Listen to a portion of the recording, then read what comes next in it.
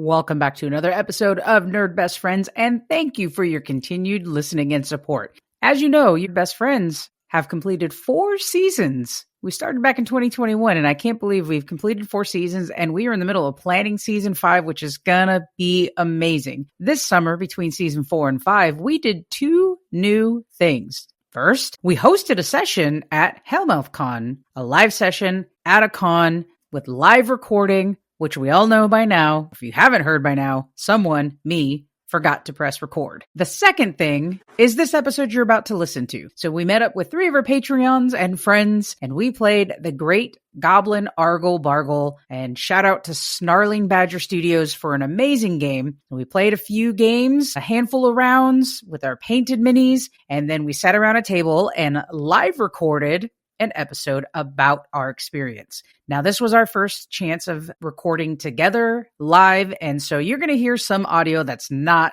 to our standard quality. I appreciate your patience with this as we try new things and try to nerd out with more people. Enjoy the great Goblin, Argle-Bargle. Don't forget to follow us, but most importantly, your call to action right now. Go rate us and share us with your friends. Let's get more nerds in this community, and let's keep growing our nerdiness and sharing our nerdiness as we head towards season 5. This is Great Goblin, Argle-Bargle. This is Analese, your nerd best friend. We'll see you soon. You are listening to Nerd Best Friends, a podcast that covers the nerdy conversations you're already having, or wish you could. It's the nerdiest thing you'll do this week.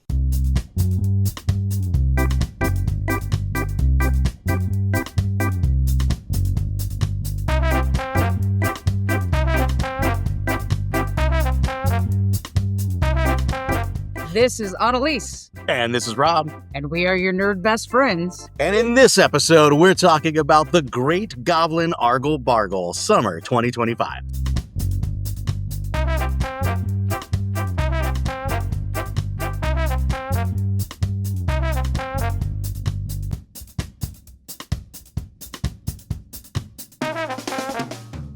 Find the Nerd Best Friends podcast wherever you listen to your content or social media at Nerd Best Friends. It's summer. You know what to do, nerds. Just go follow us.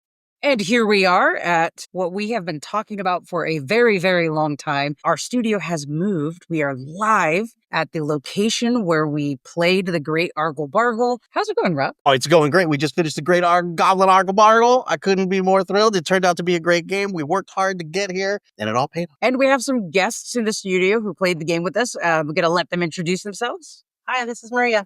Hi, this is Juliana.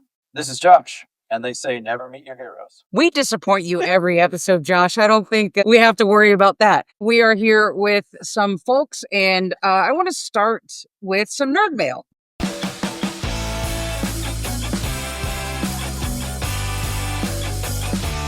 Nerd mail. Real quick, we want to thank our Patreon subscriber, Ismail, for leaving us some nerd mail, talking about our re-roll and nerdstalgia of our Superman episode 23. Okay. So that was a couple of weeks ago. He said, bummed I missed this episode the first time out. Would have loved to hear your thoughts on Superman theme songs. So I want to save that for a top nerdy to me. Okay. I don't think we're going to answer it this time, Ismail, but we're going to talk about your top one when we do bring that up. But I do want to say we also recorded our episode on the new Superman, and we didn't talk about the music. I definitely sang the music. No, but we didn't talk about the music. Let's re-roll that comment. I was very impressed with the score of the new film. One of the things that I did get spoilered on for that movie from my son was, you know, you like that John Williams theme song? Yeah, I do. Well, you're going to hear it. You're going to hear it on strings. You're going to hear it on the piano. You're going to hear it in a choir. You're going to hear it on a trumpet. You're going to hear it on an electric guitar. The whole thing. He is absolutely right. But you know what? They did a really good job with it. I was just really impressed throughout the entire film when they decided to throw those very familiar melodies in. It's even worth, this is a movie that I'm probably going to see a bunch of times. Mm-hmm. I wonder, things like you also saw the sun a lot, right? Yeah. Visually, like, did that John Williams theme hit every time there was a big shot of the sun? Like, different things like that. Yeah. Take a look at and just see the whole cinematography of it all. And Dr. Intern Joan isn't with us, and I wanted to totally bring up a joke about that theme because there's a joke in the USC band about that theme. So it kind of made me chuckle every time I heard it. And I can't tell the joke on the podcast. I'll have to tell you off the podcast because It includes a lot of swear words. But thank you, Ismail, for that nerd mail. We are going to skip Talk Nerdy to Me and jump right into our purpose for being here today, which is the great Goblin Argle-Bargle. We've been talking about this, I think, since the last season, not only through season 4, but I think we started talking about during season 3. So Rob, can you just remind our audience and our guests in the house today how you found the great Goblin Argle-Bargle and started us on this track? The Great Goblin Argle-Bargle is a game by Snarling Badger Studios. And Snarling Badger Studios is a game company that's run by 2 YouTubers. And they're 2 YouTubers that are big in the miniature hobby and painting scene. One of which is somebody I watch literally every week. I watch the Tabletop Minions episode with Uncle Adam. And of course, he's talking about his games. They come out with a mainstream big game every year. And then like around May and then around November, December, they come out with a zine, basically, where they'll have like a mini game and maybe some updates for their other games. Goblin Argle-Bargle was one of these mini games that comes out in the middle of the year. And so it's a mini game, although pretty robust, plenty of rules. And so watching those miniature painting videos, watching those hobby videos and stuff, of course, they were promoting their product. I'm like, oh, this is a great way to support creators that I watch. I'll go ahead and buy this zine. I looked at it. I was like, this is silly fun. Goblins are ubiquitous. Like you can get goblins anywhere. We should play this game. You know, things that I loved about it, things that I grabbed me were it's anything can be a goblin, right? It's a miniature agnostics. They're not selling you specific goblins. Right. The goblin army doesn't have to be painted in a set way. And then the terrain. The terrain is what really got me because there's so many options for terrain. And as you know, I'm a 3D printer and I 3D print a ton of terrain. So it just really grabbed me. So that's the Great Goblin Argle-Bargle, Snarling Badger Studios. So I want to say first, Snarling Badger Studios. What a fantastic name. Oh, for sure. And, you know, the pamphlet you gave us to prepare for this game had also a snippet from Death Wizards, which is another game you've talked about. This is also Snarling Badger Studios? Right. Right. Okay. That's one of their main games. They're like once a year paperback games. And I have them all. I've got Rain and Hell. I've got Hanks for the Apocalypse. That's another zine. Okay. Wow. That's okay. Rain and Hell, Death Wizards. There's a Majestic 13 and Space Station Zero. I've got them all. So you read this great Goblin art. It's really hard to say. You read this great Goblin Argle-Bargle and you thought, what a great game to bring my friends together. Because we get together occasionally. I know since I've moved away, it's less occasional, but we get together and y'all get together and we've played like D&D and other games. Pantheon, I know y'all played Pantheon over screens. Yeah. And I really love that, like putting the laptop or not the iPad over so you could see each other's screens and mimic each other's moves. Like I was really impressed with that. I know I remember sitting in and just watching a couple of those when we were all separated during the pandemic. It was a nightmare. I don't recommend it. But we made it through, and then of course we played D&D for 3 years and ended that big game. Our reroll of that episode is happening next, so we'll get to rehash that stuff that we did now a couple of years. I can't believe it's been two years since we went to Vegas and played that D&D game. But so you thought like this would be a game for us to get together and all play. Absolutely. What's really cool about it is it's a miniature tabletop battle game, but it can be up to 4 players. And so many of those are PvP 1 versus 1. So to have it be opened up and be a 4-player game seemed like more fun.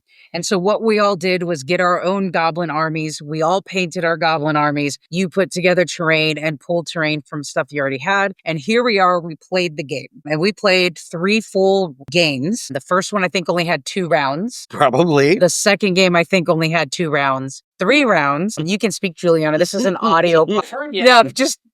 And then the last game went into the beginning of the 4th round.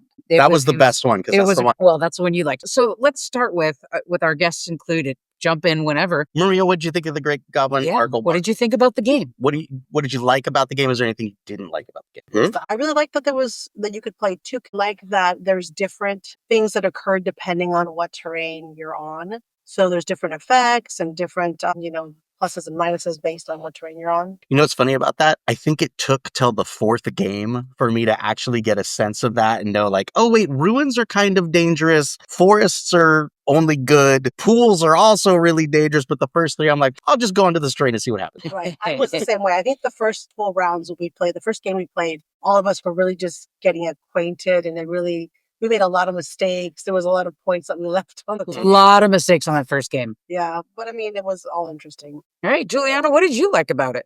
So I did like the idea of just, we were talking about this earlier, just the fact that like, go make a goblin army, go. What does goblins mean to you?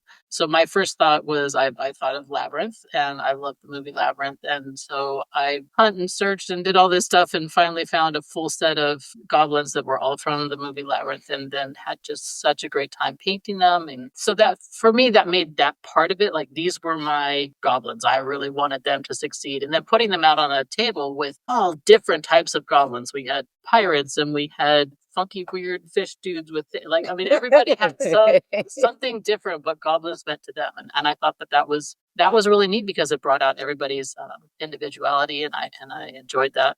The game itself, Josh and I watched a couple podcasts beforehand. We watched some people play some games, including the makers of the game. We watched them play it. So we had somewhat of an idea, but that was nothing compared to when you actually like dig in and you're there. And then all those things make sense. All those funky rules that didn't seem to make sense when you're reading them, all of a sudden. I agree. It did take till game 2 or 3 till we're like, oh, I got this now. So when we were done, I was like, no, I think I really figured it out.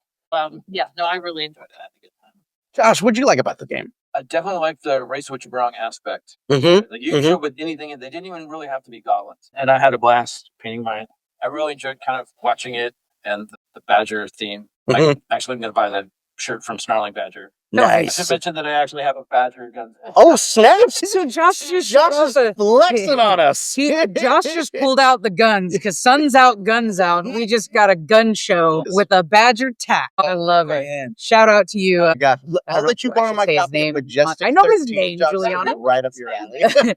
Shout out to Alex, who is serving our country in another country. Too complicated, not too simple. Like I think the replayability would be super high. Like we're already talking about playing again. Whereas a lot of the ones that oversimplify too much, it's not like railroading, but there's not a lot of variety. But I thought for basically what is a one-sheet rule game, that it was surprisingly complex as far as the playability. And no two games will ever be alike. This is a game that will be different every single time you play it. So along with that, I would say lean into the random terrain generator. Yeah. Right. Like, do be sure that you have 2 or 3 pieces of each of the different terrain types. Do the rolling at the beginning of the game, because we saw wild swings in style depending on those rolls, where sometimes we had 4 or 5 pieces of terrain on the table, and sometimes we had 9 or so. And because terrain plays such a big part of the points and things, just like Josh said, no 2 games are going to be the same. And I want to be very clear, when we talk about terrain, you don't have to have the 3D printed or purchased miniatures. You can have a flat board, a one-dimensional board that has a cutout of that terrain and still use it effectively. But you could have a wet erase board and draw. Yeah, you could go to they still have hobby shops that have like railroad stuff. Yes. What do those called? Hobby? We're not going to name not. Can you go to any craft store? No, there's like hobby stores. I don't know that I've seen, like, I went to a Michael's recently. Cars and model trains and... For trains? Yes. Well, I don't want to say that one. Understood. Yeah, Michael's does have a lot of like modeling things. I don't remember seeing trains though. Yeah. I'm just saying trains. You're the terrain, not the terrain. Got it. Anyway. Look, I got confused what you're looking for. Like, I don't know what trains have to do with a great... Because when you're into the train hobby and you have get the terrain table, they also sell little trees. And yes, you're right. That's what I'm saying. You can also use Legos. Like, you got kids with Legos, just get terrain out of Legos. You could use Legos. 100%. We could have made Lego goblins next game. Could have been like, no, I mean the terrain. Yeah. Either way. You just make it. Yes. I want to say, I liked what everyone said. Agree, Juliana. Like, I think these goblins that I bought are my best painting job ever. Was it because you knew, was there like a little bit of stakes because you knew you were going to roll them out in front of a whole, like, because it was for an event, it was for a thing? I mean, that helped, into it? But just on the technical side, it's the brightest colors I've been able to produce on any mini. And that's what I've had trouble with from the beginning, is how to bring that brightness out. So it was more on a personal end. But yeah, like, I was excited I remember when I finished, I'm like, y'all want to see pictures or should I surprise? Because I was genuinely excited about knowing I was bringing them here to show them. I also like, they're so small. Both you and Josh had the same mini, but I mean, just watching just so tiny. It was so The frustrating. fact that you had so much detail for such tiny miniatures, I was impressed by it. It was funny. So me and Josh, we did have the same minis. We purchased the same minis from Only Games, because I always want to say OnlyFans. Of course you do. We bought You're on there the all the same time. ones on Only Games Rules on because Rob sent massive texts out to everyone saying, if you still need goblins, look at this sale, a Black Friday sale, blah, blah, blah. And we ended up both buying them and not knowing it. And they took like 3 months to get to us. I was actually worried I wasn't going to have a goblin army in time. And they came. Yeah, but Juliana, you hit the nose. Like, they are so small, which the Final Girl minis are that small. They're not as detailed as these goblins are. So it's actually really high quality for the size that they are. How did you feel about painting them, Josh? Painted anything like this volume. Yeah. A really long time. Yeah. And it was a lot of fun. I find myself with a lot of free time lately. So it's great because I can paint like an hour or two a day and then come back to it. Because we needed like 23 and they came in sets of 20, I ended up with 2. So then I painted a bunch that were like, oh, well, what happens if I try this? And so I tried it on 1 or 2 of them and set it aside like, yeah, no, that was cool. Or, yeah, no, we're not going to do that. Right. Just the experimentation, just being able to have all these extra ones to try. Like if you get like 1 mini, like you're kind of locked in because you can't paint over it so many times. But if you have like 10 extras, you can try anything you want. What does this color look like? What does that color look like? How does this technique? So I learned a ton about painting just by having all the extras to try stuff. Well, I love that people are enjoying their painting hobby because I love it, and I'm happy to have fellows. We didn't say we're happy about painting. Well, speaking of that, Yeah. I painted all 3 armies for your my family. Okay. I painted the armies for Maria, I painted the army for America's favorite teen nerd, Andrew, and I painted mine, and mine were kind of samey, so I painted way more than 23. I definitely painted well over 100 miniatures. Well, and you painted the 100 goblins. terrain that you made just for this game. Yeah, Like, you were all in. Terrain, it was a fun project, but it was a and the pirate ship. Oh yes, and the beautiful pirate. I was gonna get there. Rob, knowing that, so the army that Josh and I bought was a pirate Goblin army, which I thought was really funny because they're like drinking and they're rolling on barrels and they're a goofy looking Goblin army. And so Rob decided that he needed more to do with his 3D painting and made this amazing pirate ship. And I know you've talked about it on the podcast a little bit, and we haven't shown any pictures, so we'll have to put some pictures up. But it came out glorious. So every time I was playing in the game, my pirate ship was right next to me and I was pulling the army on it. Similarly, you also made a ship dice tower for Josh, which I don't think we used it. Did you end up using it? It's hard to use it when you're throwing 13. Yeah, good point. I'm just saying, stabby for the win. Yes. Oh, yes. Yeah. Once you read that, choose stabby. I agree. Except it didn't help me in the first game I played because I was never close enough for melee contact. Andrew won a game with a stabby. Andrew won a game, but he also. So I tried to model my last game off of what I saw Andrew do the first game, which what he did the first game was spread out and get a bunch of extra goblins by exploring terrain. So that's one of the facets of the game. You can explore terrain and you roll to see if you add goblins to your army. He did that first and built this gigantic army so that by the time he moved forward for melee attack, he could roll like 11 dice at once. He knocked it out of the park. I mean, we're done in 2 rounds that game. But I know the 3 of you practiced a few times before we played to kind of get the mechanics of the game. Oh, okay. Yeah, we had a date night. A date night with the Argle-Bargle. Sure did. And I think beat you on that one too, right?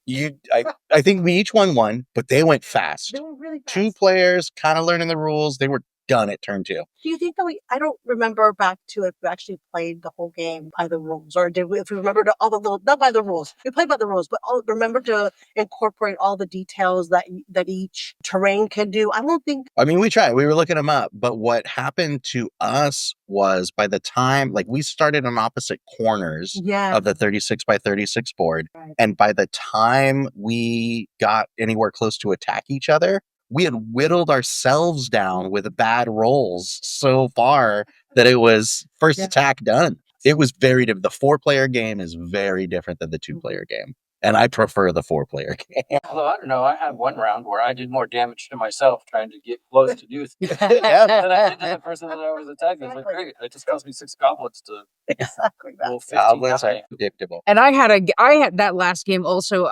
I rolled 6 or 7 dice to gain goblins, and every single one of them failed. The dice really, you roll D6s, so that's another good thing. You don't need fancy, dice sets. You just need different colors. Well, Analese does. You need a D3 if you're not good at fake math on dice. You roll a 5, it's a 3. You roll a 2, No, it's a if you 6. You roll a 6, it's a 4. It's a 3. Yeah, anyways. So just real quick, nerd credit to my wife for remembering. Oh my I gosh. had a D3 in the treasure box of dice I have had since junior high. Amazing. Yep. I didn't remember I had a D3, but it honestly came from It's amazing. It's amazing. high school. It is a square. It's a D6 with only 3, 1, 2, 3 on it twice. And that helped me because my first game, anyways. The terrain was amazing. So we talked about the terrain. We're talking about some of the dice mechanics. What were you about to say? Well, we talked about what we liked about the game. Yeah. Was there anything you didn't like about the game? Because there are definitely turns where you can right out the gate start rolling poorly and taking your goblins off the table, and it's kind of a feel bad. I didn't mind it because it goes fast. Like, I felt like the stakes were pretty low as far as this is a 4-round game. I'm going to get 12, like potentially 12 turns. If I have one where like, oh, I lost a bunch of goblins and I tried something and it didn't work, that's all right. It'll come around pretty quick again. But was that a deterrent for anyone? So I have another game that I really enjoy called Dice Towers and Dice Throne. Dice Throne? Yeah. And I think one of the same things that happens in this game also happens in that game, whereas the person who's playing has all of these things happen, and then it's just, Annalise, you lost 2 goblins, and you just trust me on that, which is totally fine. And I get that. Obviously we're not trying to cheat each other. That's not what I'm talking about. But I'm sitting here playing my own game, and as we're sitting, my dice could be drawn 2 or 3 times. There were times when I watched other people, Robbie get up and go get some snacks because it wasn't your turn for a long time. It was a really long. You didn't have a turn for a really long time. There were a couple games in there. But I think that's the only thing that I saw as a hindrance. I mean, I really enjoyed the game, but I think that the only thing about having 4 people was that there were times that there was a really long pause. Sure. Especially that time that my 3 dice came up pretty darn quick and I was done. There was nothing that I could do. I couldn't move. I couldn't get away from anybody that was coming to attack. I couldn't do anything.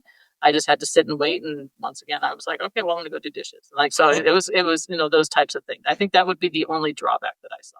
I think there's some stuff in there, like you definitely roll, like there's some defensive rolls, but it's not like a traditional like tabletop skirmish game where, oh, I'm going to attack you and you have a defense roll against me. Like, maybe I'll do something like throw pets at you and the pets will hit. So then you have to roll to see how many goblins you lose or something like that. So there's a little bit on that, but yeah, there was a lot of standing around, at least. Well, like you said, there was one game where my 3 dice didn't come up till like the very end of the turn. But lucky for me, a lot of people decided to attack me, so I had to pay attention. The dice came up in one of those games with 2 of the dice still in the At the end, the last one, yeah. I haven't even had a chance to go, and now I'm done, and I have to they're handing me my dice back. You're right. So what we're talking about here is at the start of every round, and there's 4 rounds per game. Start of every round, every player puts 3 of their color D6s in a bag. And so since there were 5 of us, the 5th person acted, since there's 5 of us, the 5th person who wasn't in the game acted as the dice puller, and whoever's color comes up, it's their turn. So there were definitely some rounds where, as just described, people sat out for quite some time as multiple turns happened without their color being pulled. I'm going to say I love the randomization because it doesn't go in a circle and all that stuff. But at times that factor did pull people out of the game. Strategies failed because of it. The last game I played, my army went from having this gigantic number to nothing because I had 2 turns early and then there was nothing I could do to move or defend myself once the other dice started being pulled. So for me, I watched that last game when it was down to you and Josh, and both of you only had 2 or 3 goblins left. It's like what I don't like about NFL overtime. Who wins the coin flip often wins the game. Yeah, it's not a real overtime. 2 die in a row. Rob got 2 die in a row. Josh had no way to move or defend his army. And he lost because you got 2 turns in a row. Like, that randomization is really awesome and also could be a hindrance. I think when you look at it, it's like it takes a lot of the stakes are much lower. Yeah. Right? Because you can have all the strategy in the world. And if you're a poker nerd, there was a professional poker player who, as a very young person, came out with a quote and he said, if it wasn't for luck, I'd win them all. Yeah. That's also I'm gonna true. name that person right now because he gets that quote from his younger self. But it's like that. So it's like the stakes are there. It's like I had a great plan. And you know what? If my die would have come up, I potentially could have won that game depending on the rolls, but highly likely percentage based that it would have been a win. But it wasn't. But I don't walk away feeling bad because I played poorly or my strategy was bad. I lost. It's the dice roll. Yeah, no. And it came down to it. He could have easily lost by luck. She could have lost by luck. She could have lost by luck. Everybody lost by luck. And it makes it a lot more fun because like you're playing more for like, man, I just had an amazing, turn or activation. Like I might have won the game or I might not have won the game, but I just had this great plan and I executed my one move and that was so much fun. Maybe it didn't go my way, but it doesn't matter because like the next time maybe it will. Or like you said, you could throw 6 gatherers at a time And get nothing. and not gather a single goblin, or you could throw 16 die twice in a row and kill 2 goblins. I mean, statistically, that should be 10. I mean, it's the only thing about the game. It's not that I didn't like it. It was the only thing that kind of went, as Juliana was saying, it was kind of, this is something like, it has a mechanic in there that you can't go 3 times in a row. Maybe you don't go twice in a row. Or, like you were saying, have some sort of defense mechanic against if it's not your turn. I wouldn't redo it. I actually really, really like the blind bag pull because you made the comparison to Dice Throne. The thing that I don't like about Dice Throne is I know after I take my turn, because it goes around the circle, I really don't have to pay attention until it comes all the way back to me. But once I go, the next person goes, I'm ready. Draw my die. Maybe it's my turn. Like that to me was very exciting. I really like the initiative system of the blind bag. I'd be interested to play it in. I know you said you don't like it like that. I wouldn't like it in a row, but maybe not your dice twice. I wonder how that would change the game. Maybe. I like the chaos of it. Twice in a row, I think the twice in a row is awesome because it's so good. It feels so good. When you take your turn and like Josh was saying, sometimes you just like, you can nail that strategy exactly. Like I'm going to wait. No, I'm not going to move yet. I'm going to do my shenanigan first. Then I'm going to attack.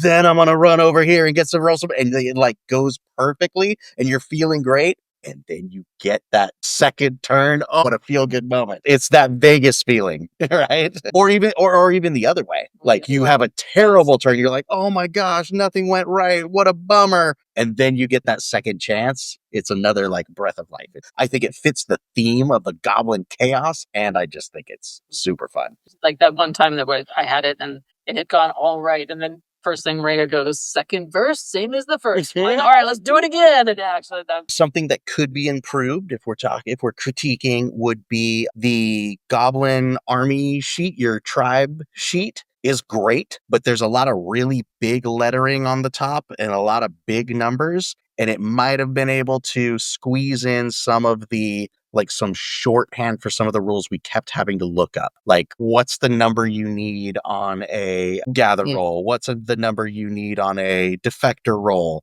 Even shorthand of like, what happens when you're on a swamp, a ruin, a pool, a farmhouse? I don't know if that could all be kind of like some kind of shorthand there, because we spent a lot of time, especially in the first couple games, trying to flip through the pages and find those rules to be sure. It's a one sheet. Like we could make a one sheet. Yeah. Like if you had a one sheet, I mean, you could put some of that stuff on here. Like I wrote notes to myself about what the roles were and what the terrible term. But it's like a one sheet game. Yeah, maybe one sheet on the back of your army list is just the one sheet quick version of the rules. Yeah. Everybody's looking at me. Sure, maybe me and ChatGPT can figure that out. I'm surprised you didn't. We got a Notebook LM podcast about this. I was actually, that is funny. I was using Notebook LM during the game because I put all the resources in there. So I could just ask her, I would just type swamp and it would come up with a bullet point of all the things that were swamp. Yeah.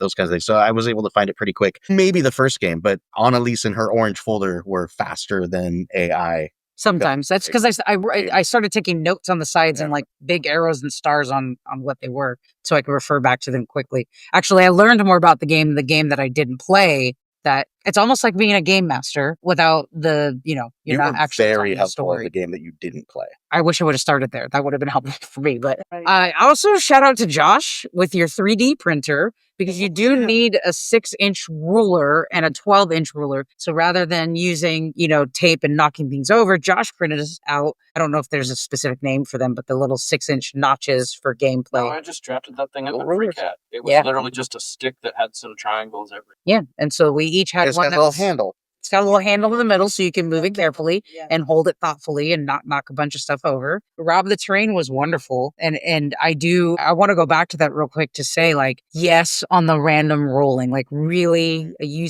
said really lean into it. Like, I want to double that comment and just say, like, on your 3x3 board, that roll and the difference in the types of terrain, how many are on the board, and the mechanics around the game are really, really interesting for it being a simple game rules. You don't need, so there's woods and pools and caves and farmlands and Ruins. and swamps. So there's a lot of different terrain. You don't have to do it like I did, right? Like if I went to printable scenery and bought the pools pack, and by God, I'm going to print and paint every single thing in that pool. To start this game, like max probably need 4 things. Like we never used more than 1 piece of farmland Yes, a day. That's very right. So if it seems daunting, oh my gosh, that's so many different pieces of terrain. If you had 3 things for each of those, not only could you cover any game of Argle-Bargle, but that would be a great start to your miniature terrain collection. Not to mention, I mean, you could also, I know it sounds, Rob's going to say is sacrilege, but you could totally just print out the picture of a swamp and stick it there. I mean, you could do all of those things too. I would hate for somebody not to play the game because they don't have all of those things. But you could make goblins out of Legos. You could do, this is such a fun game that has so many different, like a fun way to bring a lot of people together and all of that. I would hate for terrain or painting or any of those things to keep you. You can play with tokens, right? You don't even have to have goblins. You can put pennies on a flat sheet of paper and play this game. Wouldn't you say that this is a game for all ages too? I mean, I didn't think. Well, I mean, you have to go read, of course, but like 8 and 8 and over, wouldn't you say? I think you Our could nephew maybe Henry could play. participate at 8. I don't think you'd get much out of it till probably like 11 or 12. Yeah. There's some storytelling features to it. I really liked that feature as well, where a younger kid, maybe with someone sitting with them, leading them through it, because some of those rules are pretty wordy and some of them can be very complex. And just there's some very heavy decision making in it that do I sprint away Right. and be able to move double my movement? But to do so, I have to make a rule that I could potentially lose Goblin, right? So I think you need someone to explain that to someone under about 12. It is a type of game that, yes, younger children can play because there's nothing in it that's salacious or boring. Oh yeah, that way Right. too. Nothing inappropriate. It's not super violent. If like you can, like your guys die, but whatever, they just come back the next time you roll a good die. So that is very kid friendly. Yeah, actually, they actually don't. Yeah, they don't die. They don't die. They run away. I like that defector instead of if they're defecting, they're running away. Yes. Oh, this is scary. They run away, or they found food at the. They ran away. They're like, cut them out. So one sing a song and they might join you, or the dance. Yeah, you can entice. You might entice from the other army. Yes. So the army got to yours. So yeah, it was very positive and uplifting. It wasn't slashing or negative or dark or scary. Yeah. And like Juliana said earlier, anything can be a goblin. Like if you just bought your big Warhammer Skaventide set and you're like, oh, wait, it turns out Warhammer's really hard. You know what? Rats can be goblins. Just paint up your rats and play Argle-Bargle instead. We were going to use my wood elf that I painted. And use them as goblins. Oh, yeah. What about that? They would have been gorgeous on this. And it's also shout out to Snarling Badger because every mechanic of this game was so thematic. And I think that also made it really fun, right? The moves you were talking about a second ago, Maria, with the dance or the sing a song or whatever, they were called shenanigans, right? Like how much fun is that? And then when you enter the terrain, it's like, well, the swamps are scary because they're these, the farm one is what, there might be dogs who snap at and chase goblins. like everything was so thematic that they were really fun to read. Go into a room and there might be a ghost, so that they get scared and they run away. Yeah. They didn't just accident onto how balanced the game was. Right. They obviously had a lot of thought, guessing probably quite a bit of playtesting to try and balance out everything in it. It's really right out of the box. It's a really well balanced game. Shout out to another podcast. Snarling Badger Studios has a podcast about tabletop game creation that they do. I think they put it out every couple of weeks or whatever. Have you listened to an episode they talked about this? Oh, yeah. Yeah. Well, I think it's pretty new. I think it started this calendar year, and this game came out 2 Novembers ago or whatever. But yeah, they talk about like their whole process again and again about who does the game mechanics, who does the layout, who does the testing, how they do the testing. And like a lot of game mechanics happen on a spreadsheet before they happen, on a table with miniatures. Kind of interesting. Yeah, I think Josh is right. Probably a whole lot of just testing to figure out those mechanics. They're not tabletops, but look like a video game or like a MMO, and just how they just like nerf this and buff this and nerf this, and it's just like a roller coaster of like asymptotically trying to approach balance, and then it never really gets there. And then this one was just like, hey, edition 1. Wow, and this thing nailed it. You could win or lose with any of the choices that you made in your character sheet. Like when I first looked at it, I'm like, oh well, the spell stuff is kind of dumb. Like, why would you do that? That it doesn't really balance. But then when you actually watch the mechanic going, you're like, okay, that actually is more balanced than it appears at first blush. And it just happens sometimes. Like, I mean, in our games that we played, we saw people roll 8 dice and 6 of them were 1s, or 8 dice and 6 of them were 6s. It just happens that way sometimes. And so that swingingness and that chaos, but also like you could do that in 3 turns later. You're doing okay again. It is pretty balanced. Did we introduce everybody's Goblin army name? Did we do team names? I don't think we ever did. Oh, no, we didn't. Can we? Let's do that. I might have to get my paper to remember what mine is. So we were talking about our tribe names, which I don't think when we played the game, we ever introduced them. So that's one of the mechanics on your sheet, your game sheet, is you have your tribe name. You pick a goblin skill and a goblin god. And that's all out of the rule books except for the tribe names. So let's talk about the tribe names. How about what type of goblin was your tribe and what your tribe name was? I'll go first. Sure. I don't know. Okay, so my tribe name was the Mushroom Hunters, which was a reference to the Buddy Rich song Waltz of the Mushroom Hunters, which is one of my favorite songs of all times. It is wild. It is just a whack job of a like nouveau jazz piece. It changes key signatures and time signatures more often than nerds change their socks. It's just all over the place. We played that in high school in jazz band, and it just came out of nowhere, blew us away. I have never spent more time or worked harder to play a piece than Waltz of the Mushroom Hunters. And so my goblin used Games Workshop goblin kits. And if anyone's familiar with those, they've got mushrooms all over. There is not a miniature that you can buy from Games Workshop that is a goblin that doesn't have mushrooms sticking out of their hat or mushrooms on their base or mushrooms sticking out of their backpack or anything like that. So I painted, 350 little tiny stinking mushrooms over the last year. I was like, these guys are the mushroom hunters. My goblin boss, unofficially, his name was Buddy Rich, and that was my army. I have not thought about that chart in like 30 years. What's funny is you heard it probably 6 times today because it was on that playlist. I will tell you, I remember enjoying playing that piece, but I never really got into it. Oh. Buddy Rich is amazing. It's probably not one of my favorite Buddy Rich. Yeah, it's abstract and out of there, which is probably my brain just probably shut it off. I had my tribe name is Labyrinth, which is the botanic name for lavender, because when Robert was asking me what I wanted to name my tribe name, I finished cutting down some of my lavender, so that's what came to my head. My army is the Hobbit Goblins. Hobbit Goblins. The Hobbit Goblins. From the Goblin Town set. Yeah, it comes from the game. You want to introduce Andrews? You got Andrews. What type of goblins were his army? What are they called? They are also Games Workshop goblins, but they're not called goblins. They're part of the relaunch Games Workshop did with their orcs, and they weren't orcs anymore. Now they were like Oruks, and they're not goblins anymore. Now they're Gretchen or Grotz. They're like a little bit different. They're like a meaner, taller, leaner version of goblins, and they're just nasty looking. They wear a bunch of like weird black daddy leather, and they got big knives and grenades and stuff, and they're just they're pretty gnarly looking. You're right. They're just That's a little good word. meaner. The mean looking Games Workshop goblins is what we painted up. We called them the Syndicate, and they were all stabby.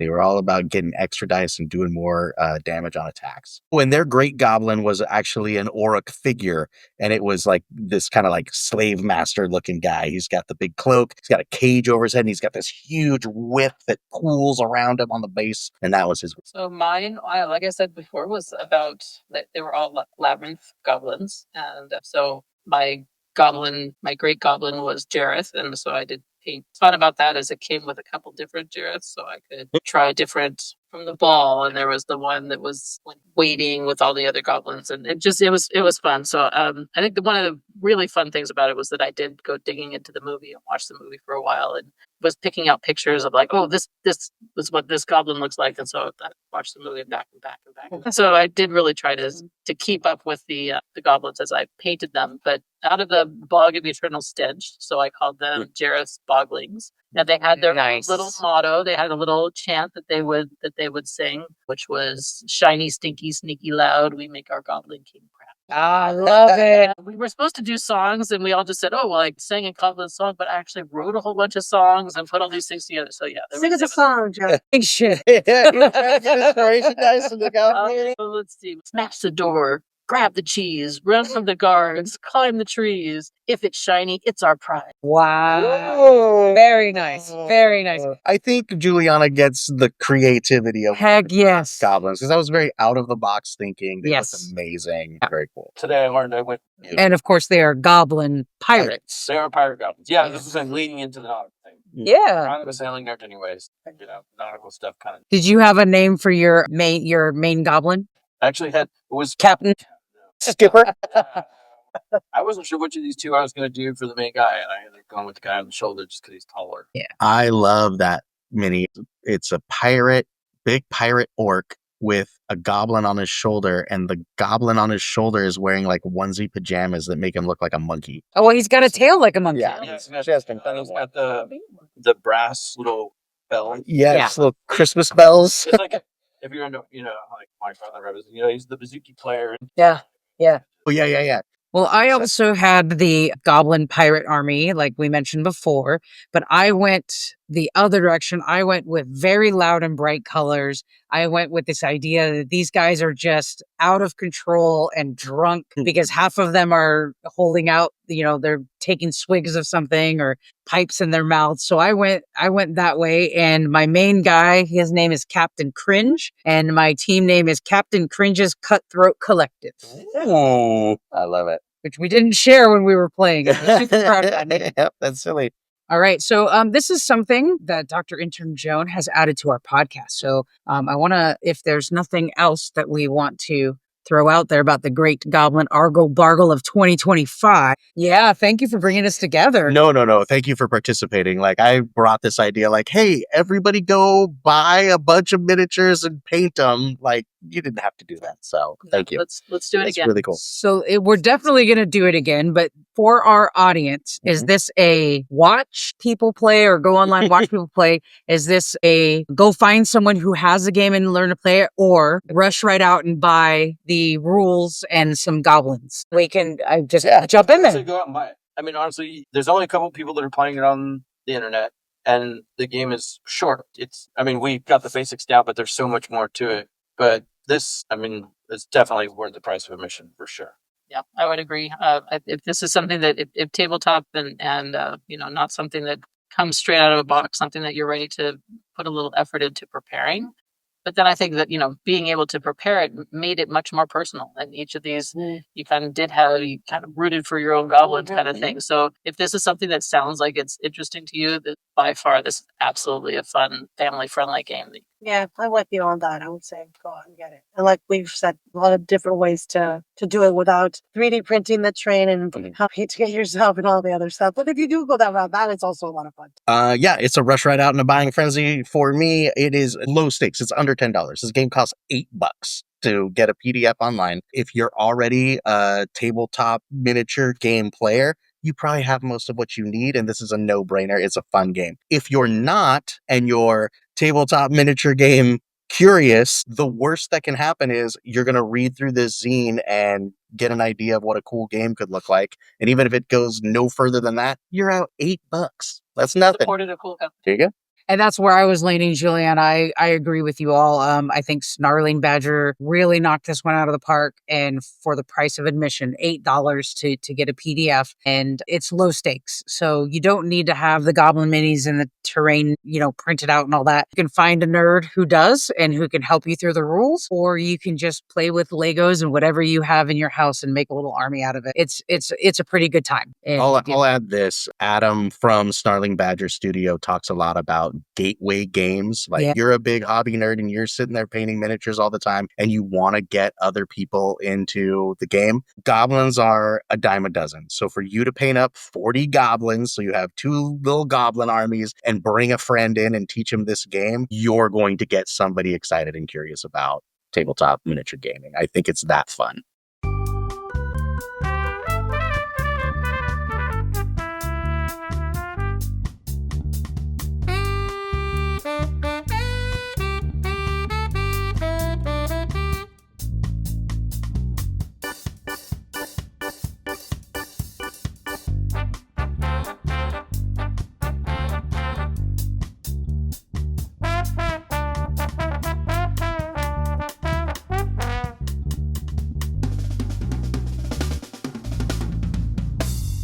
We have our amazing guests here today, and besides playing the great Goblin Argle-Bargle, Josh, what's the nerdiest thing you did this week? So I ended up in spreadsheet land, and I was tracking various things in preparation for some life events. And I have realized that I have one spreadsheet that I have been putting data into since 2021. Okay. And now all of those things have morphed into multiple spreadsheets. One of them has almost a dozen sheets in it. It's tracking all kinds of craziness back and forth. And I put it all together and was relaying that and trying to have someone correct some data that was outside of my sphere of influence.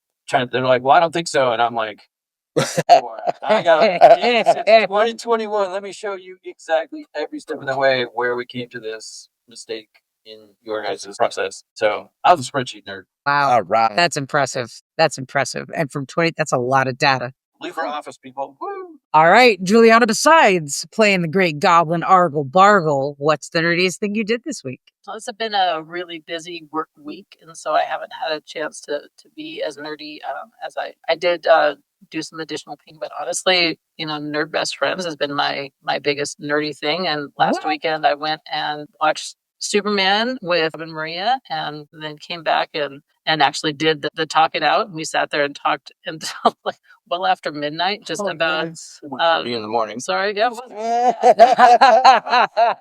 You nerded till 1:30. It was great, and it was a lot of this. It was a lot of actually just talking it out, finding all the little details. Can't actually remember the last time I've been in the theater, so that was a lot of fun, and just really doing. I loved digging into it and going just like we did with this game, just digging in and finding all. That was the nerdiest thing I've done. And Maria, besides playing the great Goblin Argle-Bargle, what's the nerdiest thing you did this week? Well, Robert and I have been getting some date nights because America's favorite teen nerd has been. Okay, dating is like not real stuff. No, right. I think she's got to get there. I think by definition. Yeah, by definition. Hey, this is 2025. Let's get all the dates. I don't know. Some nerds have been married for 20 years. Yeah, brag about it. Oh, hey, congratulations on that.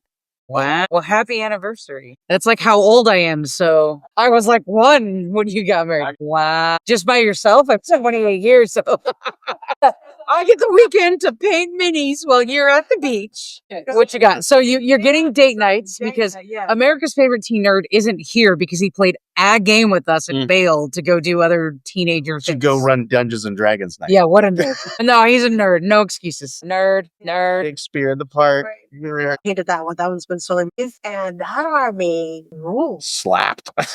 So good. And I laughed, Robert, even though he had, what was her name? Tentacular lady. What's her name? The Gorgon? No, I was playing the Poseidon box. And so I had like Cilia and Poseidon and phoenixes and stuff. She had all of her tentacles. She has 8 tentacles. You place her someplace and then all of those surround her. So they each get a turn. And so they can be in 4 different locations getting a turn on top of her turn. So that's a pretty hefty, and I still beat him. So I had a lot of fun playing my veteran Hercules, my veteran Achilles, and Hera. So that's the nerdiest thing that I did. Fantastic. The veteran Achilles sculpt is straight up Brad Pitt out of that movie. Which one?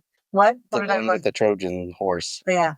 No, I don't think so. Yeah, that was. No, I remember that. Loosely based on some. Nerdiest thing I did this week was our son Andrew was tasked this summer with a project of cleaning out his bookshelves to make some more room in his bedroom and to try to keep things clean. And so he ripped out a bunch of stuff. And of course, I get the big stack of, well, actually, Dad, these are your books, and put them in a big pile on my bed. And a bunch of those things that were quote unquote my books were books from my childhood that I had gifted him, and they were a bunch of comic books. And when by comic books I mean like newspaper comic books. The Calvin and Hobbes ones, he kept them all. But the Far Side books, man, these are dad books. You could have those. So I have been going through and reading the Far Side. I finished my first volume the other day. It was Curse of Madam C, the collection of Far Side comics. And what's interesting about Far Side comics is, I don't know, I read a whole book of them. There were probably 150 comics in there.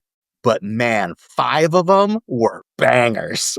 5 of them absolutely represented the human experience and were really powerful. I got through all the rest.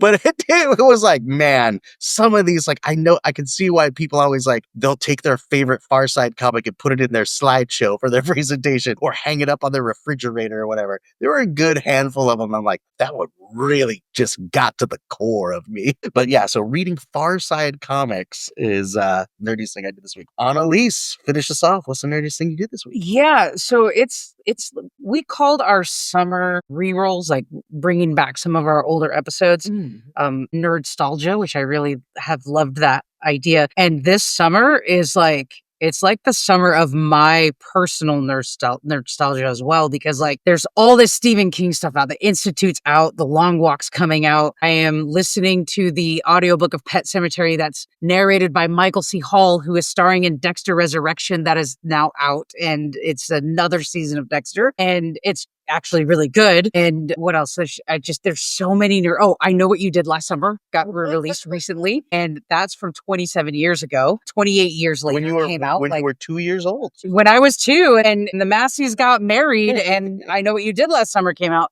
You know, there's just so much happening of my favorite things. It is overwhelming. And so I nerded out about all of them because I had 2 very extremely long train rides with 15 of my students going to leadership camp. Lots of time to watch things that were downloaded, lots of time to listen and read and even edit the podcast. Nerdiest thing I did this week was really just, I'm so spread out on all my nerdy things. I've got to actually kind of move some aside and just focus on one. And I think the one, I don't know what I'm going to focus on yet. I don't know yet. You know, to help you organize those thoughts. A spreadsheet, maybe? I'm going to send everything to Josh. Make me a spreadsheet. Look on the face when you walk in to someone's office and say like, oh no, look, I've been tracking this since 2021. And they're like, you're either the biggest idiot or the biggest.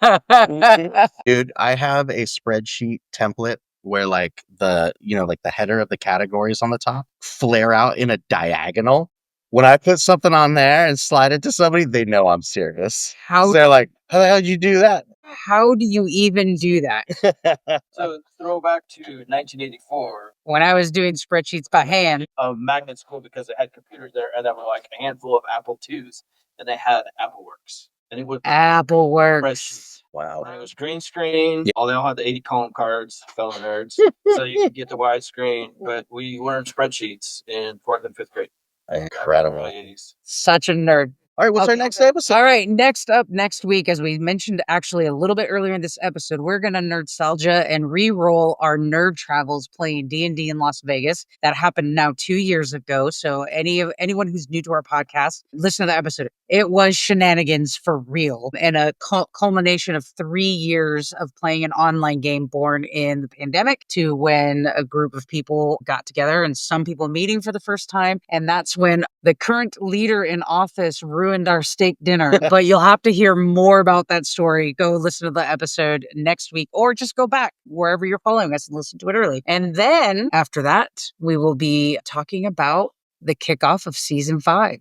And I can't believe we're already at season 5. Yeah, we got a big production. We got our annual production meeting coming up. You, me, intern Joan, lock ourselves in a room, the recording, and the door doesn't stop or open until season 5 is planned and ready to go. It's going to be amazing. And our social medias are growing. So thank you to everyone who reached out. Those of you who reached out about maybe guesting on next season, we're getting back to you and we're setting up season 5 with you. And it's just going to be a good one. So find us on social medias at Nerd Best Friends. Visit our website, nerdbestfriends.com. Send us an email, podcast@nerdbestfriend.com. But most importantly, what we really need your help on and your big call to action is follow us, give us a rating, and tell your friends to do the same. And let's get nerdy. Thanks, everybody.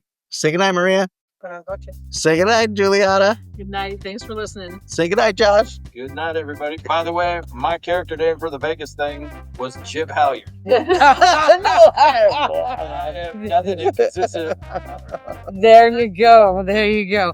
Hey, thanks for Rob. Thank you for the great Goblin Argle-Bargle 2025. All for taking a minute, not only to play, but also this is the coolest birthday present that I could have gotten is to get to play with you all and then to sit down and talk about it. So thank you for that. Thank Happy you. birthday!